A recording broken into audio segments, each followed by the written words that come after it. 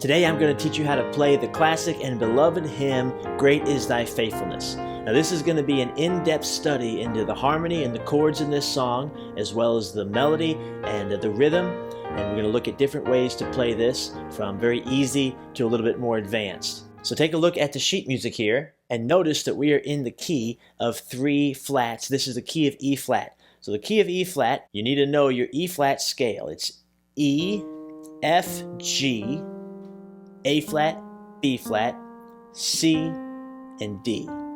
So our 3 flats are E, A, and B. Now the chords we get in the key of E flat are the 1 chord is E flat chord, E flat, G, and B flat. The 2 chord is the F minor, F, A flat, C. The 3 chord is G minor, G, B flat, D. The 4 chord is A flat, C, and E flat. The 5 chord is B flat, D, and F. The 6 chord is C minor, C, E flat, and G. And then the 7 chord, D, F, and A flat, this diminished chord, but we really don't have to worry about that one. Now this song is a little bit more on the difficult side as far as hymns go. It's got over 10 chords in it and different variations of each. And then also we're not in common time. It is in 3/4 time, so 3 beats per measure, and a quarter note gets 1 beat. So if you look at the sheet music here on the screen, you can see that, and by the way, you can get this sheet music. Go ahead and click the link down in the description and I can get this to you for free. And it's just the page from the hymn book. So this is right out of the hymnal, but I've put in chord symbols above each chord change. And this song has a lot of chord changes in it. And as I said before, there's 10 or so chords in this song, and so it's more than most. And then there's also many different variations of the chords. So we've got E flat minor, E flat, augmented and diminished chords, things like that. So you can get this sheet right here that you see on the screen. Click the link down in the description and I'll get that to you. But to follow along here, we've got the first measure is pretty simple as far as the melody and the timing goes. So it's all quarter notes, and the melody just sits on a G for 3 quarter notes. 1, 2, 3. And the chord that goes with these notes. If you'll notice, the way you know the chord is you want to look at the 4 notes that are on on that beat. So like on the first beat for when we're singing Great, the notes written are E flat down in the bass, B flat is the tenor note, and then up in the treble clef we have the E flat and the G. So if you put all these notes together, you see that is making up our 1 chord, the E flat chord. But then notice this 3rd beat goes, the B in the tenor, the B in the bass clef becomes natural. And this is a really beautiful movement. It's a half-step movement from the E flat chord, then this note moves up a half step to lead us to the next chord, which is an A flat. So the way that first measure should sound, with the melody in the right hand and the chord in the left hand, 1, 2, 3. Then we're going to go to the second measure, which is G for a beat and a half. That's a dotted quarter there, and it gets held for a beat and a half. 1, 2, and then on the and of 2, we drop down to this F. The melody drops down to this F. 1, 2, and 3. So we've got 1, 2, 3, 1, 2, and 3.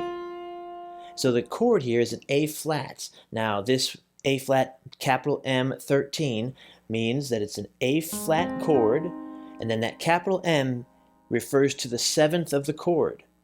So that the 7th of this chord is 1, 3, 5, 7. The G is the 7. So you'll notice that G is the melody note.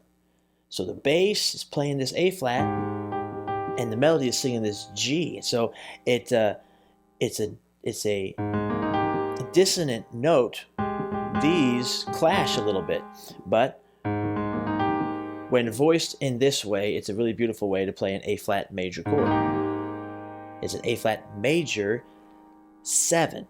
Now I put the 13 there because the next note goes to this F, which is the 13 of an A-flat chord. So if that sounds confusing, just think, here's your A-flat chord.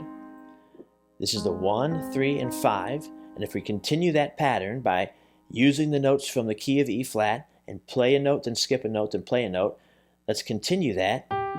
The next one would be our major 7. Then the next one, 1, 3, 5, 7. This is 9. This is the 11. And this is actually a sharp 11 because usually in the key of A-flat it would be D-flat. And then this here is the 13. So when we use an F in an A-flat chord, it's called 13, or sometimes it's called a 6. So that's why it says A-flat major, which always refers to the 7th, A-flat major, and then the 13 tells us which extension beyond the 7th we're using. And those are all the possible extensions of an A-flat major 7 chord. 1, 3, 5, 7, 9, 11, 13. And so in this measure we're using the 7 and the 13. So this is much more sophisticated than your typical hymn. It's got the 7th and the 13th, and it's using color tones. So already, and we're only in the second measure, we've already got an augmented chord, and we've got a major 7 and a major 13 chord. Now, the next measure is pretty easy as far as the melody goes. The melody is 3 quarter notes, and it's all on the A-flat. And the chord is a B-flat 7. So the B-flat chord is B-flat, D, and F. The A-flat is the 7. Again, we use the same pattern. Play, skip, play, to get all the possible extensions that we can use over the B-flat. And so this uses B-flat 7. Now, since the B-flat is the 5 of the key, it is the only chord in the key that has a 7 that's a flat 7. So if this were a major 7, it would be here, a half step below the root. But when the 7 is a whole step below the root, it's called a dominant 7. So the 5 chord is the only chord that naturally has a dominant 7 in it, and it pulls us back to the 1 chord. So when we get to that third measure, Oh God my Father, it's right there. It's a B-flat 7 chord, and the melody is on the 7. Now notice the second note of the third measure where it says, Oh God, when we're singing God, the chord actually shifts underneath the melody to this. And this is a beautiful way to play a B-flat 7 and add some color and variation to it. So we're using the B-flat 7, then we use these notes. Now what are these notes in a B-flat 7 chord? 1, 3, 5, 7, 9, 11, 13. So we're actually using the 11 and the 9. So it's B-flat 7, B-flat with the C and E-flat, which is the 11 and the 9, and then back to the B-flat 7 again. So an easy way to understand this is just an A-flat chord over the B-flat and switch back and forth between the two. So what we've got so far, the first 3 measures is 1, 2, 3, 1, 2, and 3. 1, 2, 3. Now the next measure, when we're singing Father, the left hand is playing E-flat and C. That's what's written in the bass clef. And the right hand is playing E-flat and A-flat. So you'll notice this spells out beautifully. This spells out perfectly a flat chord.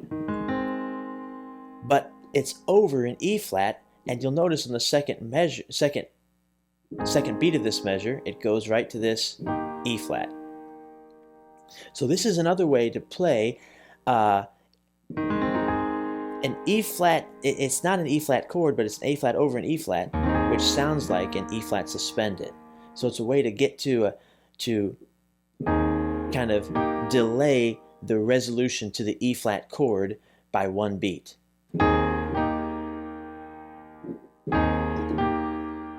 So we can think of this as an A flat slash E flat, which has a lot in common, and it sounds very similar to an an E flat suspended. So an E flat is E flat, G, and B flat.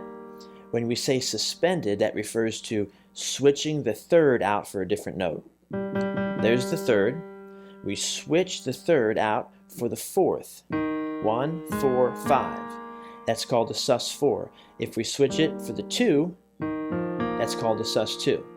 So we have 1, 3, 5, and then if we do an E flat sus4, it looks like this. So that sounds a lot like what we've just done on that fourth measure. Oh God, my Father. Playing A flat over an E flat sounds a lot like playing an E flat suspended. Oh God, my Father. Now the next measure is an A flat chord, but notice the melody doesn't fit exactly within the A flat chord. It goes all these notes. On the word there is no. There is no. When we go to the word is, it's this D, and D does not fit in an A flat chord unless you start thinking of your upper extensions. So here's your A flat chord, 1, 3, 5, 7, 9, 11. So this is the note we're using. This is the 11. And again, remember the 11 on the A flat chord in the key of E flat is a raised 11th. It's a sharp 11. And the reason why that's important to understand is because it gives it this very distinct sound. And the 4 chord is the only one that naturally has the sharp 11 in it. And it's a beautiful note to add in with the 4 chord. It's the sharp 11. You might hear it called the Lydian note, the Lydian sound, and it is very common to use really beautiful sound.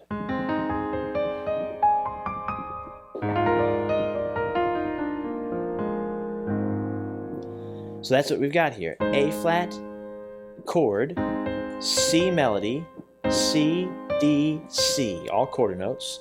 1, 2, 3.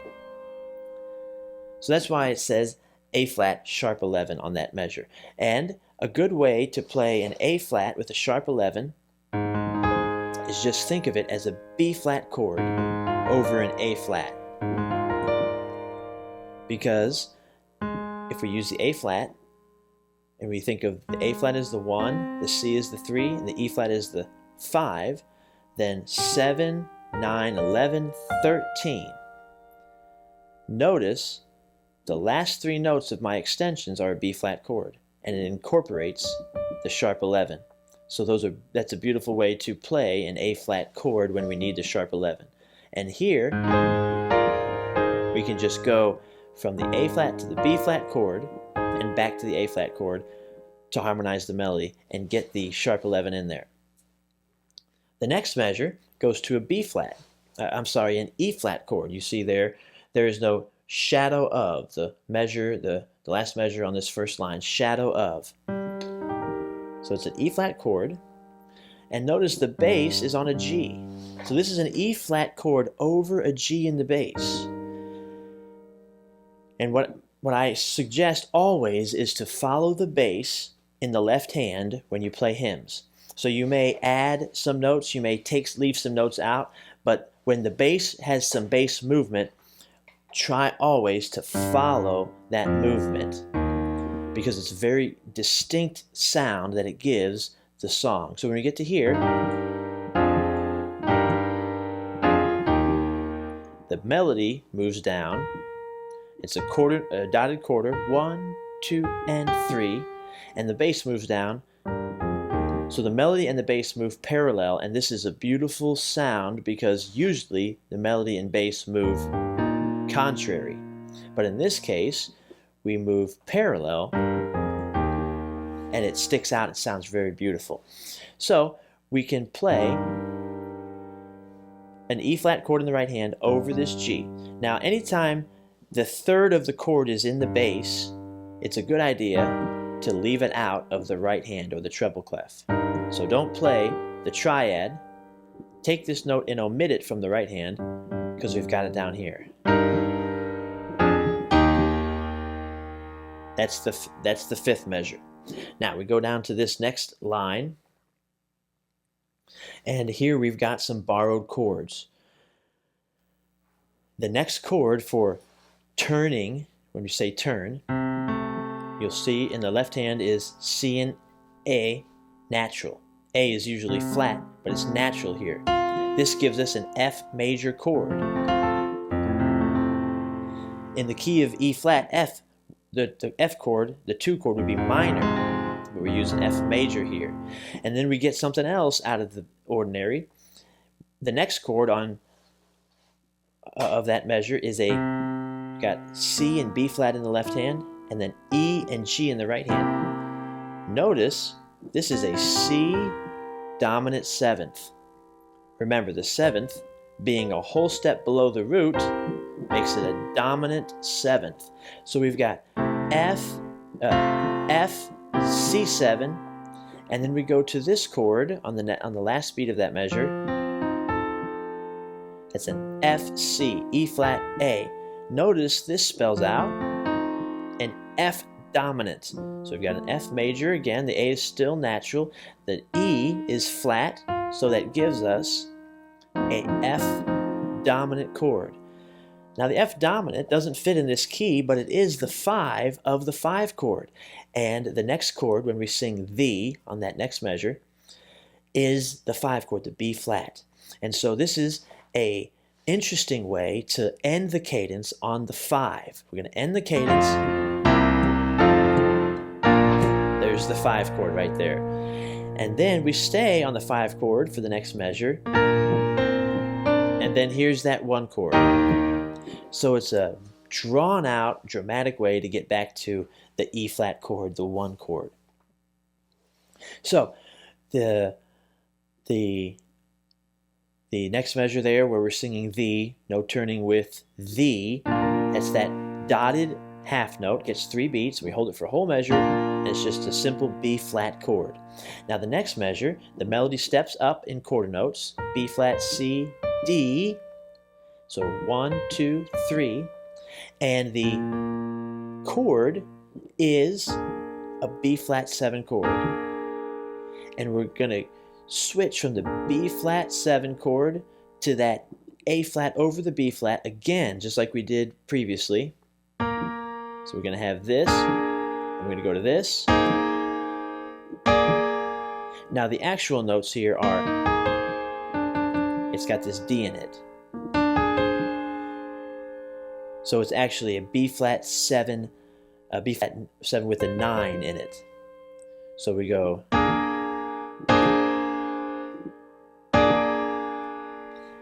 But if you wanted to, you could play it and modify it a little bit and go B flat, A flat, B flat 7.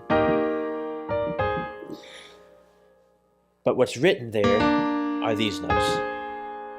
So you'll notice that's a B flat 7 with the 9. It just doesn't have the 5th in it. And then we step up again with the melody, B flat 7, and we go to the next measure is E flat. Thou changest not. So when we're playing not, that's a dotted quarter, gets a beat and a half. 1, 2, and 3. Now this, I wrote in there just a regular E flat, but throughout this measure, we introduced some beautiful color tones of the E flat chord. So we got the E flat, and the melody goes to the major 7, and then it also uses the 13 and the major 7 as well as the 11. So all that's happening as we move down with the melody. So that right there is that last note of this measure when we're singing thy compassions on compassions. It's the last note of this measure. These are the notes being played. So we're getting lots of interesting notes in the E flat chord. We've got the major 7, the 11, and the 13. Now you don't have to play all these, and you don't even have to understand them completely. But just playing those notes over this E flat chord will get those sounds in there. Now the next measure is the beat. The chord changes every beat. When we say compassions, passions, they, so it's E flat, and we step down with the melody to F minor, shuns, and then we go back to this E flat chord, but notice it's over this G. So the G, follow the bass line in the left hand because that'll give us the opportunity. We're going to march up in the left hand to resolve on this A flat chord. Such a beautiful sound. So passions they fail not. So that's that A flat 7 we talked about before, where it's the A flat 7 and we move down to the 13. Really pretty chord. And then something very interesting happens here. So notice the bass, since we are moving up like this, passions they fail. So we're here, there, fail not. The bass now continues that upward movement. Now in half steps, it goes to this A natural, which does not fit in the key, but it gives us the basis of this next chord. It's a diminished chord, very dissonant. A, so we got F sharp, A, C. And it's also got an E flat in there. So it's an A diminished chord. A diminished chord is made up of a stack of minor thirds, which is 3 half steps. 1, 2, 3. You just do that 4 times, and we've got a diminished 7th chord. And this is a very dissonant way to lead to the next chord, which these are very diminished chords, and there's only 3 of them, because once you play these 3 different diminished chords, all the following are just inversions of the previous. And they're very versatile because they can pretty much lead to any chord that has notes a half step away. So we're using this to get to the next chord, which is going to be this E flat over B flat. So we play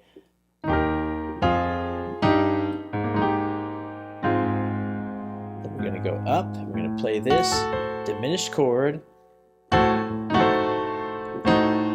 Now we keep this A natural in the left hand, and then we move to this chord. This is a D major over an A. But the reason why it works so well here is because we've got this diminished chord, and then we just move this note up 1. So it's just like inner voice movement in the chord. And then we go right back to that diminished chord with the E flat as our top melody note. As thou hast. Now here's the big resolution. We're going to move to there, and this is going to go to an E flat chord in the right hand.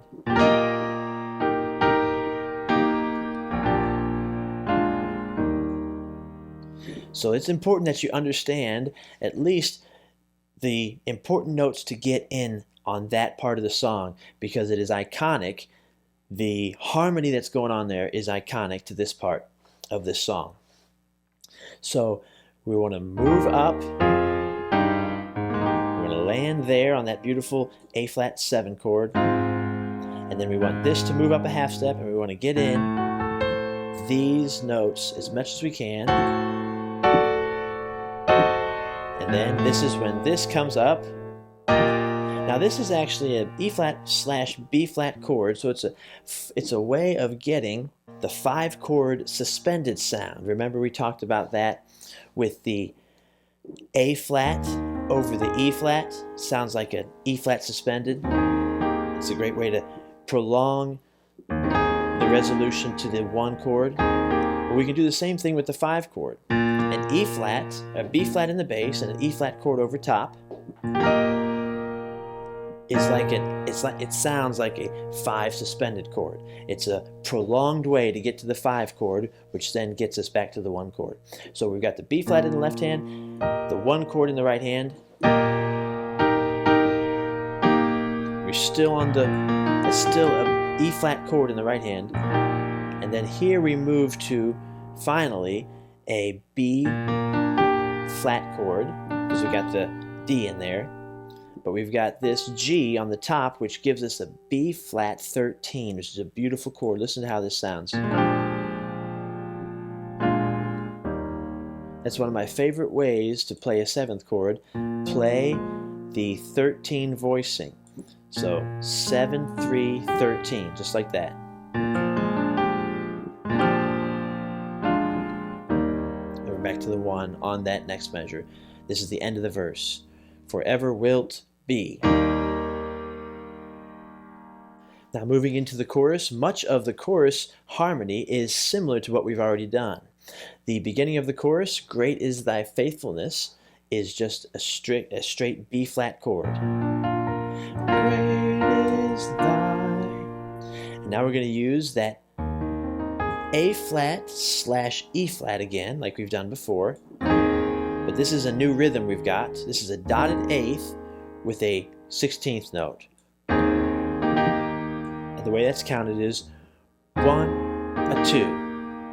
So a dotted eighth gets 3/4 of a beat, and the 16th note gets 1/4 of a beat. So it's 3/4, 1/4. So it's like 1 E and a 2.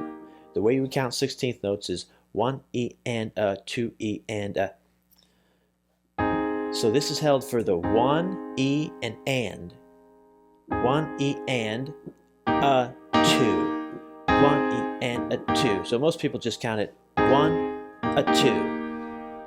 Great is thy 1, a 2. Now we're going to go to the C chord. So the C is the 6th chord in this key, and it should be minor. But notice they've taken the E and made it natural. Great. Let me go ahead and scroll down. So this is actually a C7 because in the left hand, it's got this B flat in it. So it's a C7. Great is thy. Now this next chord is beautiful. It's a F minor. We're going to get to an F minor, but we first throw an B flat minor over an F to do the same thing we've been doing. It's the same concept as A flat slash E flat or E flat slash B, B flat. But in this case, it's a minor chord, and we're doing B flat minor, D flat, F, and B flat, make a B flat minor over the F. And that's a beautiful way to resolve to this F chord. And the rhythm is the same as before, where we had the dotted eighth with the 16th to the half note. 1, a 2, 3. So let me play the chorus up to that point, and you'll see how beautiful this sounds. 1, 2, 3. 1, a 2, 3. 1, 2, 3. 1, a 2, 3. Now the next part of the chorus, the melody steps up right there, B flat, C, D, quarter notes, and it's a B flat 7 chord. Again, moving up using this color tone, B flat 7, B flat 9, B flat 7 with the 3rd, and then we're going to go to the 1 chord. But notice what happens here. Morning, new, when we're singing new, the G goes flat, and that gives us the 1 chord, but a minor. So the 1 chord is turned to minor, and the melody note is on the C, so that gives us an E flat minor 6. So this is, it's leading to, this is going to drop down to that F. So it's really beautiful inner voice movement that's happening here. Now this next chord on Mercies, it's just a straight B flat chord, but it's over this F. The F is the lowest sounding note. So it's acting like an F chord. You'll notice we're going to resolve to this F7 here. So this B flat right here, drops down to here to give us that F7 to lead us to the 5 chord, the B flat. So all this theory that I'm throwing at you might be overwhelming a little bit, but if you know that this is happening and you can get that in there, it's beautiful. Now the next part is a repetition of what we've already done. The melody steps up again on the B flat to C to D, and it's just a B flat 7 chord, introducing the 9 there. There's the B flat again, and we get to the 1 chord, E flat, and we step down. Now we've already seen this movement at the end of the verse, if you remember. So this is a complete repeat of what happened at the, I guess right in the middle of the verse. I'll go ahead and show you. So notice where we're singing All I Have Needed. We go step up. We get to this E flat right here. We step down like that. That did the exact same thing where it says Thou changest not.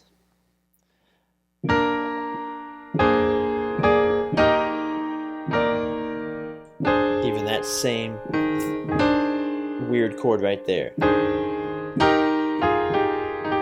So that is actually the repeat of what we've already done. So that'll be easy. And then it repeats the same harmony, but the melody is different here to end the song. So we repeat what we've done before. We step up on the B flat 7 chord.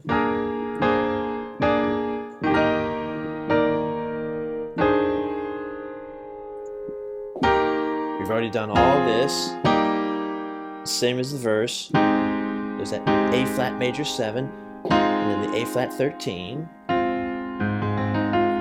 Now here, we're going to do the same melody, the same harmony we've done, where it's that A diminished. This is all the same. So we've got the A flat diminished, D chord, A flat diminished, and then the E flat over the B flat, which gives us that 5 chord suspended sound. But then this is slightly different right here. It's the E flat chord over the B flat in the bass. And then we've got this B flat chord right here.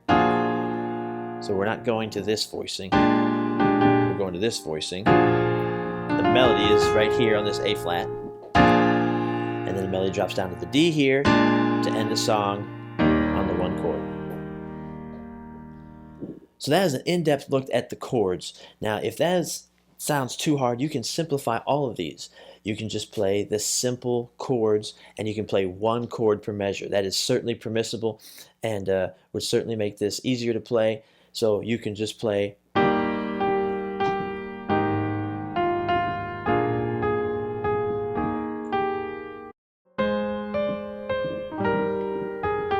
So you don't have to add in all that color, but if you can, and honestly, you start with the basics, and then when you get good at that, you can start to add in the simple, the next step. So like on that first measure, to get that in there is just a beautiful movement. And then this, to get this movement in here, really adds a lot. And then to get this bass movement there, again, this is all stuff that can be left out if it's too hard, and then add it in as you get better. And then we get to this. You could just stick with an F chord right here and not change. But if you can change, play that F chord over the C, C7, F chord over the F with a 7. Makes it sound just takes it up a level. Really gives it a much more sophisticated sound. Here, you don't have to switch the chord at all here. You can just play that down here.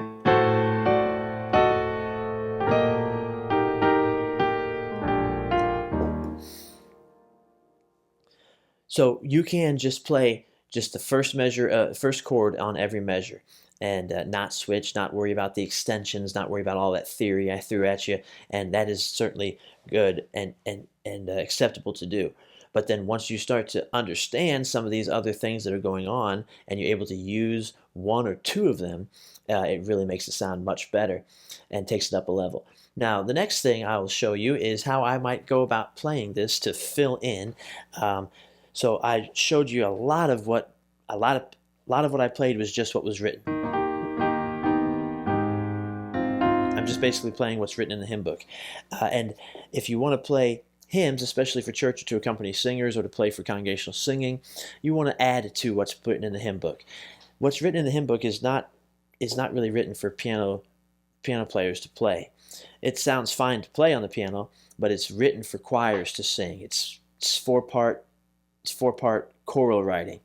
So we want to be able to take those 4 notes, those 4 parts, and play the piano in a more pianistic way from that information. So the way I might do this is play an octave in the left hand for most of the time, and then use my right hand to fill in the harmony that's happening, like this.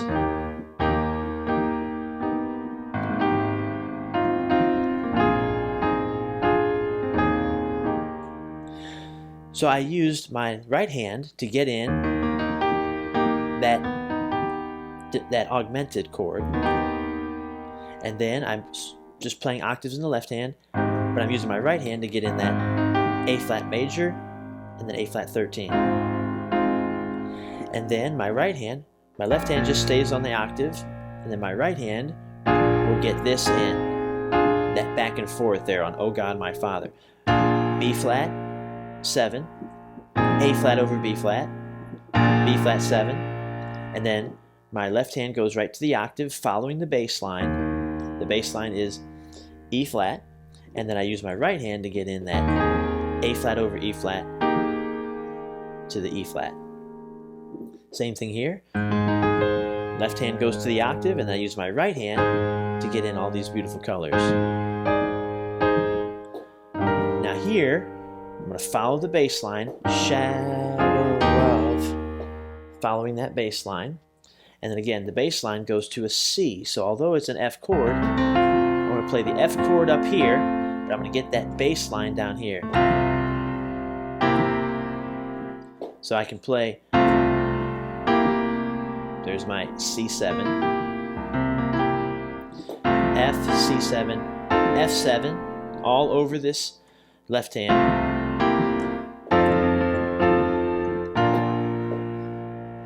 So that's how I would play for more of a full sound instead of just coming up here.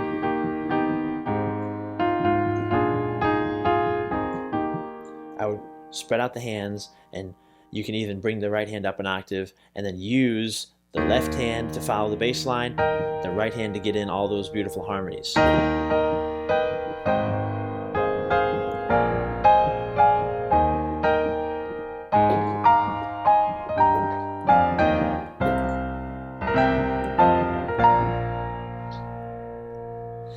So the next thing that you can do is to go ahead and start to add in different left hand patterns and fills in the right hand. And again, if you're able to accommodate all the beautiful harmony things that are happening in this song, as well as adding to your right hand and left hand, it can really make this song, it's just such a beautiful song. It's one of the most requested. It's one of the favorites because of all these beautiful things that are going on. So if I were to sit down and play this, I might try to play a flowing left hand and then use these different chords that are going on in the right hand also, and then creating fills in the right hand.